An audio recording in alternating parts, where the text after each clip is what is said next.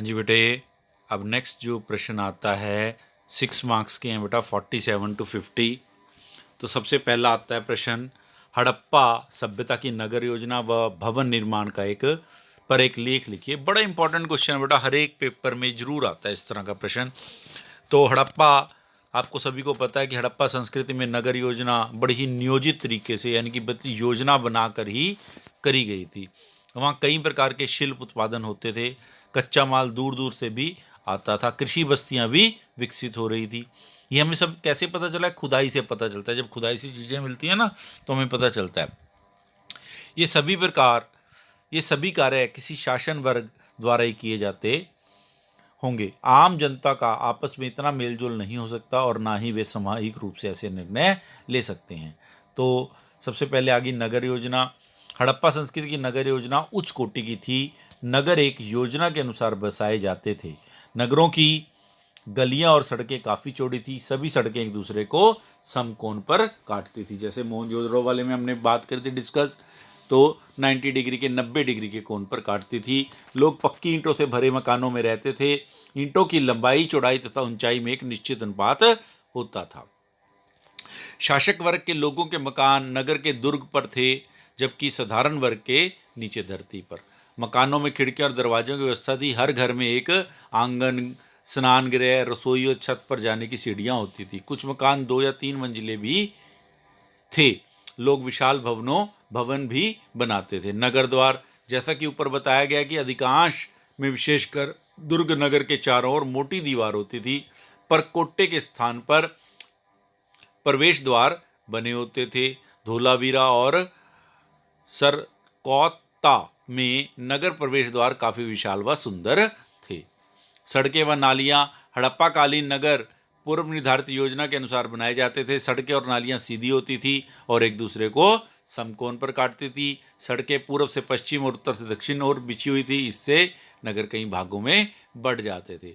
उसके बाद नेक्स्ट इसका पॉइंट आता है नालियों की व्यवस्था। व्यापक नालियों की व्यवस्था हड़प्पा संस्कृति की अद्वितीय विशेषता थी, जो हमें अन्य किसी समकालीन सभ्यता के नगरों में प्राप्त नहीं होती। प्रत्येक घर में छोटी छोटी नालियाँ होती, जो घर के पानी को बाहर गली या सड़क के किनारे बनी नालियों में जाती है। मुख्य सड़क व नालियों के साथ 1-1 फुट की गहरी ईंटों और पत्थरों से ढकी नालियाँ होती। मुख्य नालियाँ में कचरा छानने की व्यवस्था भी थी।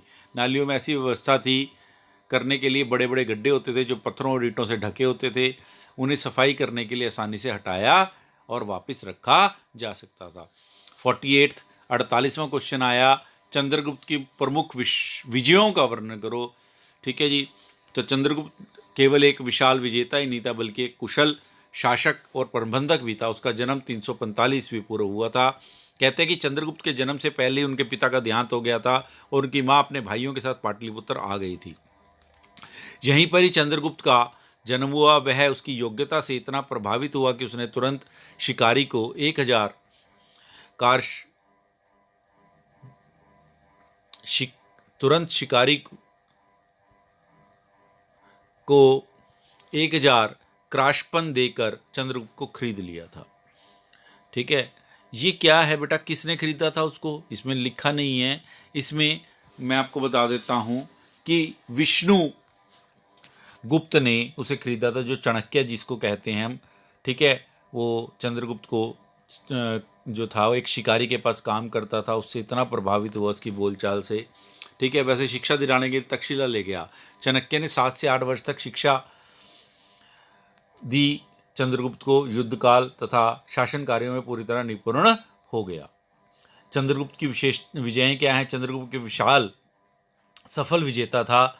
विजेता के रूप में उसकी तुलना नेपोलियन तथा अकबर के साथ की जाती है। वह बड़ा वीर था, साहसी था। उसने एक विशाल सेना का गठन किया था, जिसमें 6000 पैदल, 30,000 घुड़सवार, ठीक है जी, 9000 हाथी और लगभग 8000 रथ शामिल थे। सबसे पहले जो आता है उनकी विजय, वो आती है पंजाब विजय। चंद्रगुप्त मौर्य ने सबसे पहले पंजाब को जीता। यह प्रदेश उन दिनों सिकंदर के प्रतिनिधि फिलिप के अधीन था, परंतु 325वीं पूर्व में फिलिप का वध कर दिया गया, जिससे राज्य में असंतोष फैल गया। तो 323 ईस्वी पूर्व में सिकंदर की भी मृत्यु हो गई। अवसर का लाभ उठाकर चंद्रगुप्त ने पंजाब पर आक्रमण कर दिया और उसे अपने अधिकार में ले लिया। उत्तरी पश्चिमी भारत की विजय, पंजाब की विजय के पश्चात चंद्रगुप्त ने उत्तरी पश्चिमी भारत पर आक्रमण किया और यह प्रदेश भी अपने अधीन ले लिया। इसी प्रकार उसने राज्य की सीमा सिंधु नदी के पूर्वी तट को छूने लगी, यानी कि कश्मीर तक पहुंच गया था वो, आज के कश्मीर तक। उसके बाद आ गई मगध विजय। मगध उत्तरी भारत का सबसे शक्तिशाली राज्य था। यहाँ नंद वंश का शासक था। नंद राजाओं की सेना में 6 लाख पैदल, 10,000 घुड़सवार, 2,000 घोड़ों वाले रथ और 3,000 हाथी शामिल थे। परंतु इस शक्तिशाली राज्य से युद्ध करना चंद्रगुप्त को का एक बड़ा उद्देश्य था। वह यह था कि उसने एक नंद शासक ने चंद्रगुप्त के गुरु चाणक्य का अपमान किया था। चाणक्य ने नंद वंश का समूल नाश करने की शपथ ले रखी थी। उसके बाद आ गया बंगाल विजय। चंद्रगुप्त ने अपना ध्यान अन्य पूर्वी राज्यों की ओर लगाया। कुछ समय पश्चात उन्होंने बंगाल पर भी अधिकार कर लिया। अब ये बड़ा इंपॉर्टेंट पॉइंट है बेटा, सेल्यूकस की पराजय। सेल्यूकस कौन था? ये सिकंदर का सेनापति था। सिकंदर की मृत्यु के पश्चात इसने लगभग पूरे पश्चिमी और मध्य एशिया में अपना अधिकार कर लिया। जब वह भारत में इन सभी प्रदेशों को विजय प्राप्त करना चाहता था जो सभी सिकंदर के अधीन थे। सेल्यूकस लेकिन चंद्रगुप्त के साथ उसने युद्ध जब किया तो उस युद्ध में हार गया। तो चंद्रगुप्त ने उसने चंद्रगुप्त के साथ संधि की, तो उसमें निम्नलिखित शर्तें थी। नंबर 1, सेल्यूकस ने आधुनिक काबुल, कंधार और बलूचिस्तान के प्रदेश चंद्रगुप्त को दे दिए। मैग्नेसीज सेल्यूकस की ओर से राजदूत के रूप में पाटलिपुत्र लाया। चंद्रगुप्त ने सेल्यूकस को उपहार के रूप में 500 हाथी दिए। सेल्यूकस ने अपनी पुत्री हेलन का विवाह भी चंद्रगुप्त से कर दिया। तो ये कुछ एक पॉइंट थे बेटे जो उसकी विजयें थी। अब 49वां क्वेश्चन जो आता है वो भक्ति आंदोलन। ये भी बड़ा इंपॉर्टेंट क्वेश्चन है बेटा, अक्सर पेपर में पूछा जाता है। भक्ति आंदोलन क्या था, उसकी उत्पत्ति और प्रसार के कारणों पर प्रकाश डालिए। भक्ति शब्द की उत्पत्ति भज शब्द से हुई है जिसका अर्थ सेवा से लिया जाता है। भक्ति व्यापक अर्थ में मनुष्य द्वारा ईश्वर या इष्ट देव के प्रति पूर्ण समर्पण, रूढ़ियाँ, ताना बाना, मर्यादाएं और बंधनों की भूमिका नहीं होती, बल्कि सरलता, समन्वय की भावना तथा पवित्र जीवन पर बल दिया जाता है भक्ति के अंदर। भक्ति संत कवियों ने समाज की रूढ़ियों व नकारात्मक चीज़ों का विरोध कर उसके प्रत्येक वर्ग को अपने साथ जोड़ा। ठीक है, उस समय जब भक्ति काल था ना बेटा, उस समय अंधविश्वास, रूढ़िवादी अंधविश्वास बहुत ज़्यादा था। ठीक है, उनके चलते हुए समाज का एक बड़ा वर्ग इनका अनुयायी बन गया, समर्थक बन गया। साथ ही मानव मात्र की समानता, जीवन, पवित्रता, सरल धर्म, समन्वय की भावना के लिए कहा जाता था। इन संत कवियों में सगुण एवं निर्गुण के आधार पर अंतर था। सगुण में के कुछ संत कवि भगवान राम के रूप में लीन थे। कहीं आधारों पर उन्हें राम मार्गी तथा कृष्ण मार्गी कहा जाता था। भक्ति आंदोलन की उत्पत्ति और प्रसार। भक्ति आंदोलन के संदर्भ में प्रचलित धारणाओं का विश्लेषण करते हुए आंदोलन की उत्पत्ति के संबंध में निम्नलिखित विचार दिए गए हैं। नंबर 1, भक्ति मार्ग की सरलता। सामान्य तौर पर यह माना जाता था कि ज्ञान मार्ग और कर्म मार्ग की तुलना में भक्ति मार्ग आसान है। हिंदू धर्म में ज्ञान की शिक्षा ग्रहण करने के लिए व्यापक साहित्य उपलब्ध था। अनेक दर्शनों के द्वारा इनकी जानकारी प्राप्त होती थी। दूसरा, कर्मकांड व पूजा की क्रियाओं को भी अपनाना जटिल था। ठीक है, तो इन्होंने आसान मार्ग दिखाया। नंबर 2, जाति व्यवस्था की जटिलता एवं भेदभाव।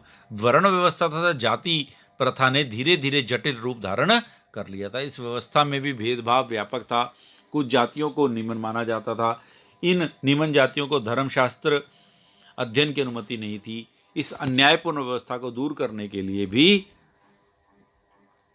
बौद्ध धर्म द्वारा एक व्यवस्था की गई, जिससे भक्ति मार्ग के अंदर जो बौद्ध धर्म था उसने भी इस चीज को माना कि भाई यहाँ पर अन्याय निम्न जातियों से होता है।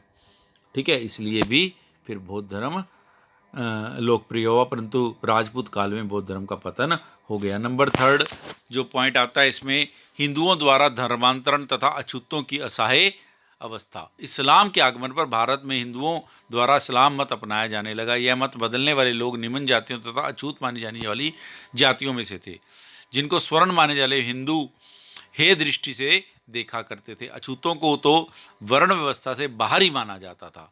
उत्तर वैदिक काल के पश्चात अछूतों की दशा में बहुत गिरावट आई। बौद्ध मत भी अपने आप को जाति प्रथा से पूर्णतः मुक्त नहीं कर पाया। ऐसी व्यवस्था में अछूतों की दशा अधिक असहाय होकर उभरी।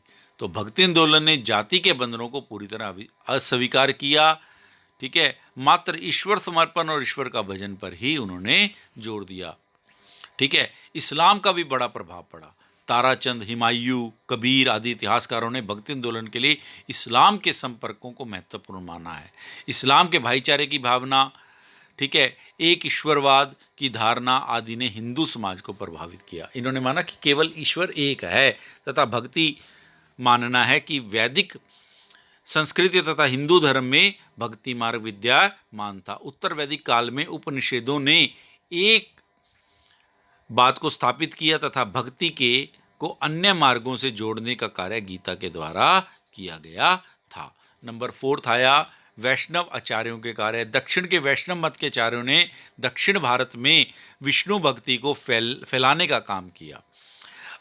अलवर संतों के बाद रामानुज ने दक्षिण में वैष्णव मत का प्रचार व प्रसार किया। आपको पता होगा अभी रामानुज की ना एक प्रतिमा जो है, जो हमारे देश के प्रधानमंत्री हैं श्री नरेंद्र मोदी, उन्होंने भी उसका उद्घाटन किया है दक्षिण में ही। ये लोग विष्णु के अनन्य भगत थे। इनके संप्रदाय में अधिकतर लोग निम्न जातियों से थे, परंतु ब्राह्मण, स्त्रियां तथा कुछ राजा भी इस संप्रदाय में शामिल हो गए। भक्ति गीतों के माध्यम से इन्होंने वैष्णव मत का प्रचार व प्रसार किया।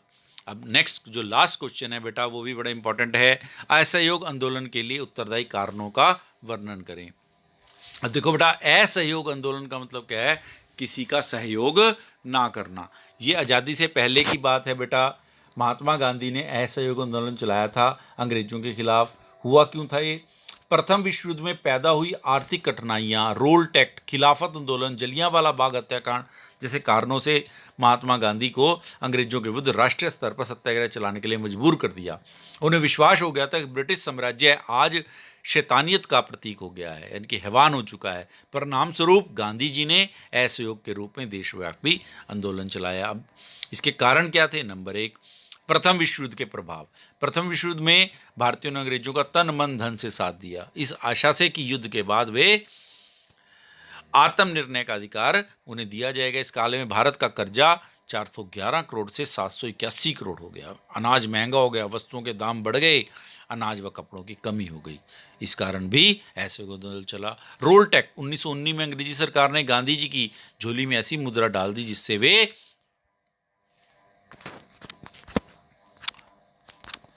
जिससे वे अंग्रेजों के पूर्णतः खिलाफ हो गए बेटे। ठीक है,